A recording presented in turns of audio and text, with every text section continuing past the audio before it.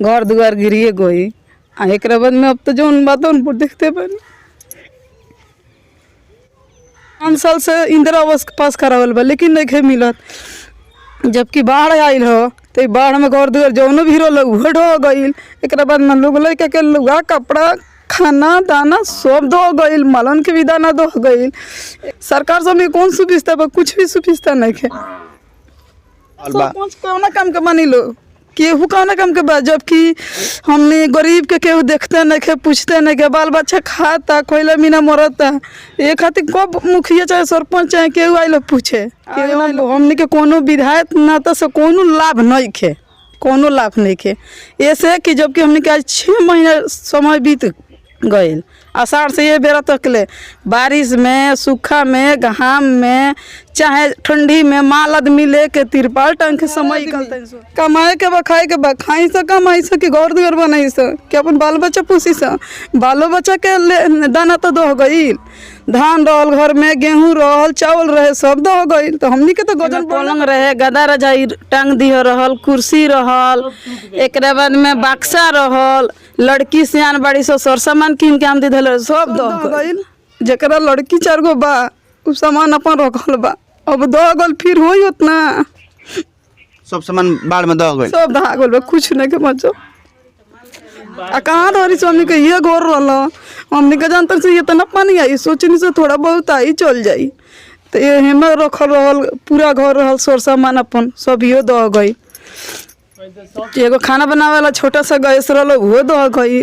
तो दिक्कत तो हो ही गई। गोरियाकोठी विधानसभा क्षेत्र के लकड़ी नबीगंज प्रखंड के भादा पंचायत में बानी हो और भादा पंचायत के तस्वीर रउआ सबे के दिखा रहा बानी कि देखी भादा पंचायत में आज आज़ादी के 73-74 साल बाद भी इंदिरा आवास प्रधानमंत्री आवास योजना एक परिवार के ना मिलल कि ई घर बनित। लेकिन बाढ़ के चलते हम जहां खड़ा बानी अभी 1 महीना पहले 1.5 महीना पहले जौन बाढ़ आई रहा है क्षेत्र में ये जी कमर भर पानी रहा और सबे ए परिवार ए घर से सबे परिवार निकल के अभी बगल में ही नहर बा, नहर पर जाके सबे टेंट गिरा के प्लास्टिक गिरा के सबे 1 महीना से 1.5 महीना अपन जीवन यापन कैले बा नहर पर। ये घर द्वार छोड़ के और ये घर द्वार भगवान के भरोसे छोड़ के कि हे भगवान तू ही ये घर के रक्षा करिह। लेकिन बाढ़ के चलते ये घर क्षतिग्रस्त हो गई और पहले से ही मतलब कि हम चाहें कैमरामैन से दिखाओ खातिर कि देखी चाचा बानी यहाँ के बुजुर्ग हो गई नी और हम सोने दिखा देखिए यहाँ के चाचा बानी यहाँ के बुजुर्ग हो गई और यहाँ के बेटा भी बानी हमारा सामने। हम चाहें कैमरामैन से फोकस करे खातिर यहाँ के भी अब धीरे धीरे उम्र जा रहा बा और यहाँ के पत्नी दुआरी पर खड़ा बानी, मतलब चाचा बूढ़ा हो गई, यहाँ के भी धीरे धीरे उम्र जा रहा बा। लेकिन आज तक सरकारी फंड जौन बा घर बनावे खातिर आवेला वो आज तक के परिवार के ना मिलल। आखिर पूछता भोजपुरिया झकोरा, पूछता पूरा गोरियाकोठी विधानसभा क्षेत्र के लोग, पूछता पूरा सिवान जिला के लोग कि आखिर इंदिरा आवास केकरा खातिर सरकार बनौले बा? का गरीब आदमी खातिर बा कि ना कि खाली अमीर आदमी खातिर बा? हम तमाम बात करें।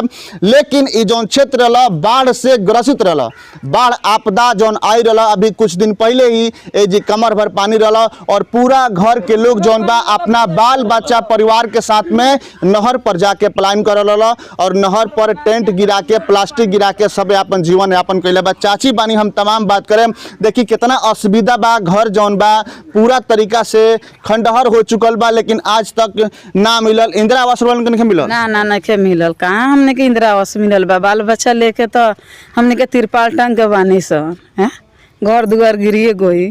एक बाद में अब तो जौन बात उन पर देखते बनी। देखिए यहाँ के आँख में आंसू बा और यहाँ कहतन कि हमने के तिरपाल टांग के जैसे तैसे अपन जीवन यापन करतनी सन और अभी तकले हमने के सरकारी सुविधा जौन बा, सरकार के सिस्टम जौन बा गरीब आदमी के सरकार जबकि हमने के देखी थी तो वही दशा रही। जब पहले से तो मतलब आज 5 साल से इंदिरा आवास पास करावल बा लेकिन नहीं मिलत। जबकि बाढ़ आयल हो तो बाढ़ में घर दुआर जौन भी रहा उहे ढह गई। एक बाद में लोग लड़का के लुगा कपड़ा खाना दाना सब दो गई, मालन के भी दाना दो गई। एक बाद में धान रहल, चावल रहल, गेहूँ रहे, सब दो गई। तो हमनी के तो गजन बढ़ले बटे। सरकार से हमें कौन सुविधा बा? कुछ भी सुविधा नहीं है। देखिए लगातार यहाँ के रो रहल बानी, कैमरामैन से जूम करके चाहे हम दिखाओ खातिर लगातार जौन सिस्टम बा, सिस्टम से गरीब आदमी पीड़ित हो रहल बा। कौना काम के मानी लो, केहू कौना काम के बा, जबकि हमने गरीब के केहू देखते नहीं के, पूछते नहीं के, बाल बच्चा खाता कोयला मीना मरता। ये खातिर कब मुखिया चाहे सरपंच चाहे केहू आई लोग पूछे, केहू ना लोग पूछे। बाढ़ में 5 दिन चाहे 10 दिन चाहे महीना दिन पप्पू भैया खियोले बानी, एक बाद कोई विधायक नेता न के पूछे आई। अब हमने के कोनो विधायक नेता से कोनो लाभ नहीं खे, कोनो लाभ नहीं खे। ऐसे कि जबकि हमने के आज 6 महीना समय बीत गए, आषाढ़ से ये बेरा तक ले, बारिश में, सूखा में, घाम में, चाहे ठंडी में, माल आदमी लेके तिरपाल टांग के समय निकलते हैं। सो तो हमने के फायदा कौन बाटे है? कोनो फायदा नहीं है। देखिए चाची बनी, का नाम पड़ी और? संजावती देवी। संजावती देवी बानी, बताओ तनी कि कोनो फायदा नहीं है, ना ही मुखिया से फायदा बा और ना ही कोनो विधायक से फायदा बा। कोनो फायदा नहीं के, काहे कि जब हमनी के जीवन जौन बा जैसे तैसे ही काटे के बा, फिर मुखिया और विधायक कौना काम के बारे। और ही सबसे बड़ा सवाल बाकी बनिहारा आदमी कमाए के बा, खाए के बा, खाई से कमाई से कि घर दुआर बनाई से कि अपन बाल बच्चा पोसी से। बालो बच्चा के दाना तो दह गई, धान रहल घर में, गेहूं रहल, चावल रहे, सब दह गई। तो हमनी के तो गजन बढ़ले बटे, हमनी इतना गजन केकरा बटे? देखिए तमाम जौन बा सरकार के सिस्टम और चाची जौन आंसू यहाँ के आँख से आ रहल बा, कहीं ना कहीं सरकार के सिस्टम के बारे में बतावता, सरकार के सिस्टम के बारे में दिखा रहल बा चाची के आंसू। और हई घर जौन बा कि खंडहर हो चुकल बा, कहीं ना कहीं सरकार के सिस्टम पर सवाल खड़ा करता। और सरकार जौन विकास के बात करता, सरकार जौन प्रधानमंत्री आवास योजना के बात करता, और सरकार जौन लगातार डिजिटल इंडिया के बात करता, कहीं ना कहीं ओकरा ऊपर सवाल खड़ा होता कि आखिर ए चाची के आंख में आंसू काहे बा। आखिर ए परिवार के, ए घर के अभी तक ले इंदिरा आवास जो के नाम बदल के जौन प्रधानमंत्री आवास योजना रख दियल गई, आखिर प्रधानमंत्री आवास योजना ए परिवार के काहे ना मिलल।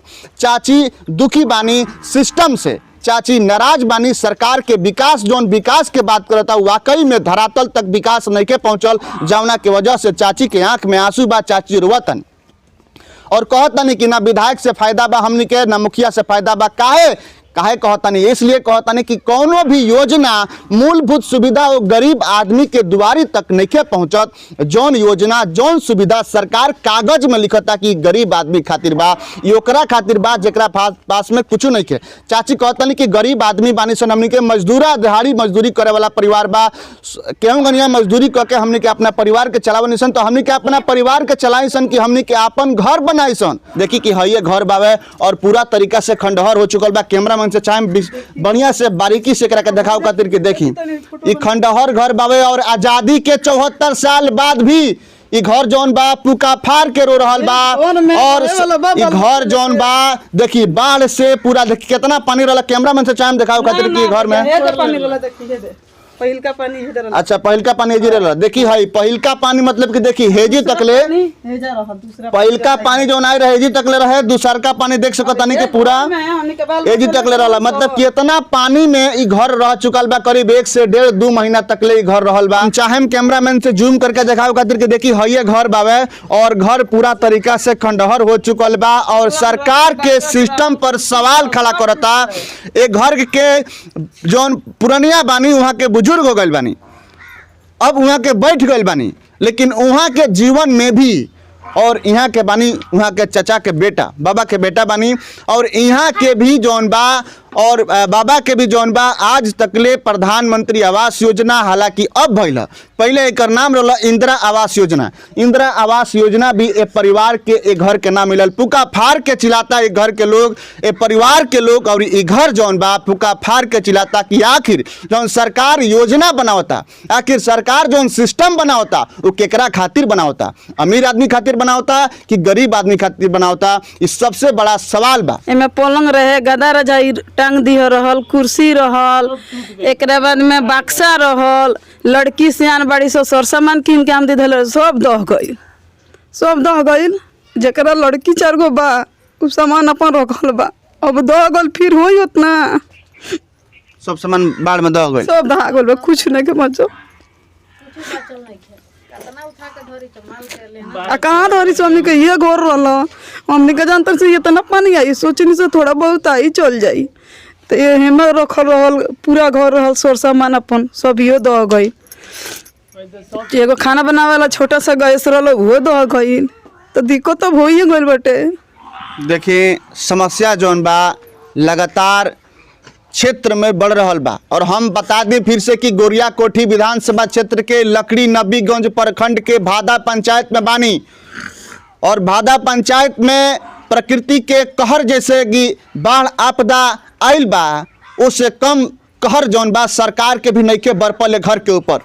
प्रकृति के कहर जौन रहल बाढ़ के आपदा उससे भी ज़्यादा भयंकर आपदा जौन बा और कहर जौन गुजरल बा उस सरकार के कहर ए परिवार पर ज़्यादा भयानक तरीका से गुजरल बा जाना वजह से ही परिवार जौन बा पूरा तरीका से टूट चुकल बा और परिवार ही नहीं के टूटल घर भी तहस नहस हो चुकल बा। कहीं ना कहीं सबसे बड़ा सवाल सरकार के सिस्टम पर उठता कि आखिर सरकार जौन सिस्टम के बात करता, सरकार जो न्याय के बात करता, सरकार जो विकास के बात करता, वो विकास सिर्फ बड़ा से बड़ा मीडिया और बड़ा से बड़ा टीवी चैनल के टीवी तक ही सीमित बा। विकास आज तक टीवी से बाहर ना निकलल। अगर विकास टीवी और न्यूज पत्रिका पेपर अखबार से बाहर निकलित तो वाकई में विकास होइत और ये घर भी जरूर बन जाइत। लेकिन बड़ा से बड़ा मीडिया चैनल जौन बिक चुकल बा सरकार के हाथों, बड़ा से बड़ा पत्रिका अखबार जौन बिक चुकल बा सरकार के हाथों, वो कहीं ना कहीं ये घर तक ना पहुंची और ये घर के तस्वीर ना दिखाई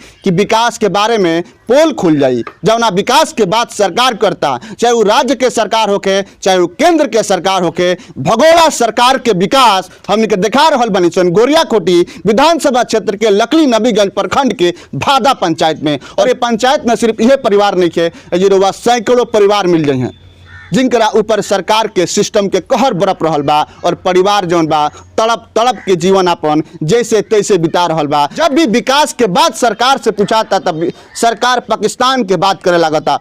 जब भी विकास के बात आवता, रोजगार के बात आवता, इंदिरा आवास प्रधानमंत्री आवास योजना के बात आवता तो सरकार चाइना के बात करे लगता। जब भी सवाल पूछाता जमीन से जुड़ल किसान के ऊपर तो सरकार नेपाल के बात करे लगता। आखिर कब तक सरकार जौन बा विकास से मुंह छुपाई और कब तक विकास के लिए जाके पाकिस्तान, नेपाल और चाइना के ऊपर थोप दी? आखिर विकास कब हुई? और गरीब आदमी के खंडहर जौन घर हो चुकल बा ये घर कब बनी? और गरीब आदमी के आंख से जौन आंसू बा वो आंसू कब खत्म हुई? पूछता पूरा सीवान जिला के लोग, पूर्वांचल के लोग, पूरा भोजपुरी भाषी क्षेत्र के लोग।